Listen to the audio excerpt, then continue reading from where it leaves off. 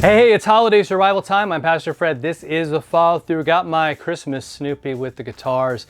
Awesome. It's all that you need for your holiday. Actually not, you need Jesus, and that's what it's all about. And we're gonna be talking about this week in our tips and what God is telling us in terms of keeping us healthy and helping us to thrive during this time are talking about our relationships, because that's really important. And I think a lot of times what happens is it should be a time for family. And we even say that, man, Christmas is about family. But really what we mean by that is that we hope it would be about family. We're trying to fix our family. We hope to carve out a few minutes with our family, rushing here, rushing there, freaking out, stressing out, arguing. Again, all because of these expectations that are out of control and all of this stuff. So here we go. I got a tip for you, and that is tip number 13, which is healthy connections. Strive for healthy connections. Strive to get together. Don't worry about the food. Don't worry about the presents. Don't worry about any of that stuff. Like, focus on your relationship with the people around you.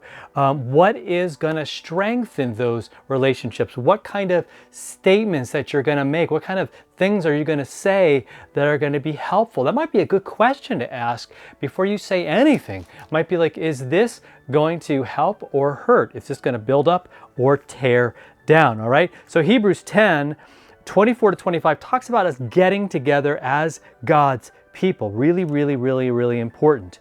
And so when we get together and as we do life together, he says this, the writer of Hebrews, and let us consider, check this out, how to stir up one another to love and good works, not neglecting to meet together, as is the habit of some, but encouraging one another, and all the more as you see the day drawing near. Now, a lot of times we talk about this passage as talking about, just, getting together as church. You shouldn't skip church. And, I don't think you should skip church.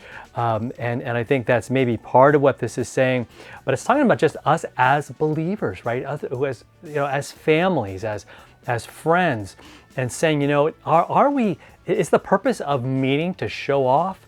Is the purpose of it to kind of help with my guilt or whatever it might be? Or am I looking to encourage somebody? Because a lot of times, that's what we need. That's why we should get together. It's good for our souls. It's good for those relationships.